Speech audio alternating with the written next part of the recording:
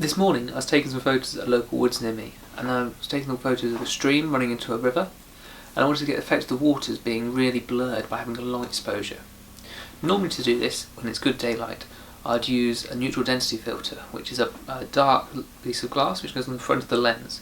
This blocks out most of the light, and it means you have to leave the shutter open longer to correctly expose the image. However, today I didn't have a neutral density filter with me, so instead we're going to look at what we can do in post-production to make that blurred effect of the water. Here's the photo that I like the most compositionally, and as you can see there's a slight blur to the water. I was able to get to about 1 second exposure by using ISO 50 and f22.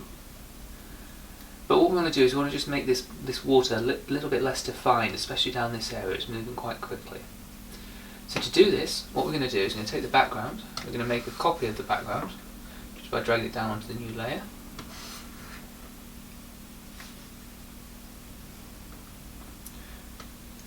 We're then going to go up to the filter. We're going to apply a filter. We're going to apply a motion blur, and we're going to set an angle of 90 degrees and a distance of around 75 pixels. Press OK. And then we're also going to apply another motion blur, this time at 0 degrees, so that it doesn't look too obvious that it's just in one direction. So we just want to add 0 degrees now, and we're going to drag this right the way down to maybe 5 pixels, just as a slight left and right. Now, as you can see, this image looks pretty horrible. What we're going to do is just confine it to this water area. So what we're going to do is we're going to drag the background down again onto the mask tool, and we have a white mask, which means that the whole of the image on top here is being overlay on here. But instead we want to invert that mask so that when it's black, the mask, none of it's being set over here. So what we want to do is we want to take our brush tool with a white brush. We're going to start to paint in the water here. We're going to apply a flow of about 30, so we're not doing it too quickly, and just start to ever so softly paint in. So the light strokes with the brush, only a small amount of pressure. If you're using the tablet, you can do the flow. That's going to give you, it means the more pressure you apply, the harder it's going to, the more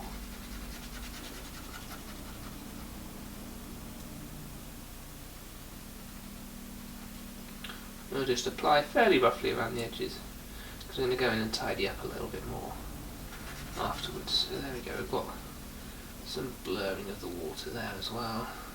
Just going to zoom in to do at the top around here. Make a slightly smaller brush one.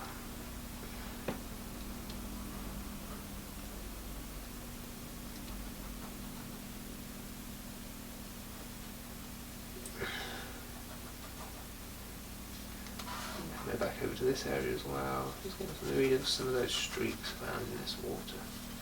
Those we wouldn't see those when it was a longer exposure. They'd all be sort of neutralised out a little bit more.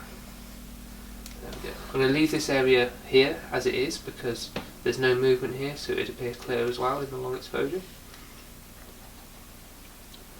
So now we're just going to invert our brush by pressing X, so we're now on black, and we're going to go back and just make sure we're not losing any detail around the rocks. I'm just going to paint over the rocks, the branches, so we're not blurring those too much, just bring some of that. Yeah, I think we need a bit more of a blur in here, this area, but not that stick or that rock. We're really careful that we don't lose any detail on the rocks. But we do still need a nice blurred effect around the edges.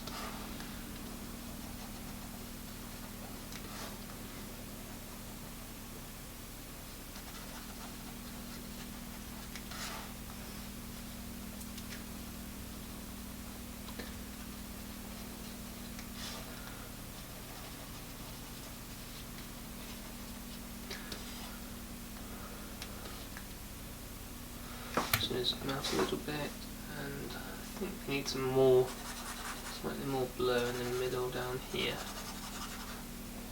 I'm just going to view the mask by pressing backslash, and yeah, we need to take some of this away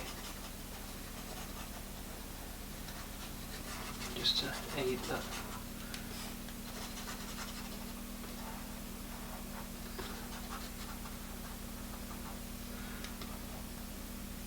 Just zoom back in, turn that mask off again.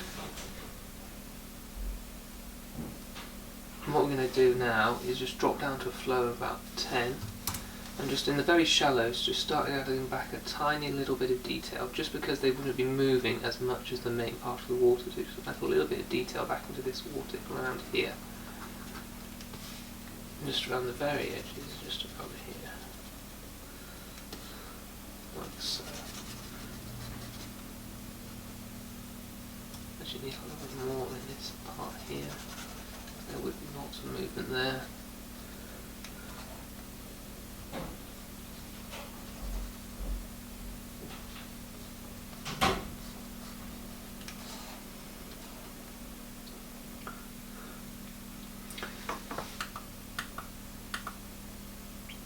There we go. And as you can see at the moment, that doesn't look very natural.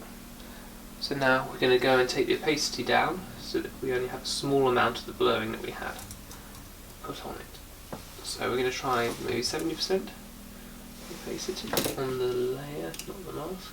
Yeah. So if we go to 0, we'll see what it's not like with any. And 100, we can see we just went too far. So let's try 60%.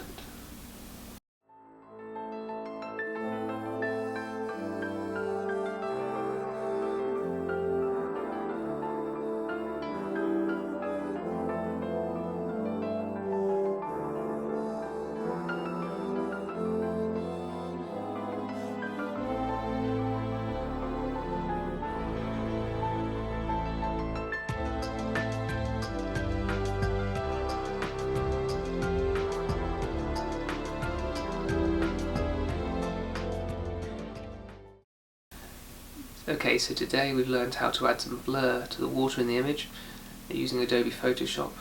Hope this has been useful. If you have any questions, leave them down in the comment section, and thank you very much for watching.